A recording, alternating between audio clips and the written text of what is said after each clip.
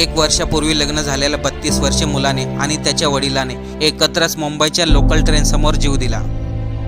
या 32 वर्षीय मुलांनी आणि 60 वर्षीय वडिलांनी एवढे टोकाचं पाऊल का उचलले, चला तेच पाहूया। हरीश मेहता वय वर्ष 60 असं वडिलाचे नाव, तर जय मेहता वय वर्ष 32 असे मुलाचे नाव। हे वडील मुलं दोघंही वसईमध्ये राहायला होते। एक वर्षापूर्वीच 32 वर्षीय जयचे लग्न झाले होते। 60 वर्षीय हरीश मेहता हे मुंबईमध्ये शेअर मार्केटमध्ये कामाला होते, तर मुलगा जय मेहता DTP ऑपरेटर म्हणून काम करायचा।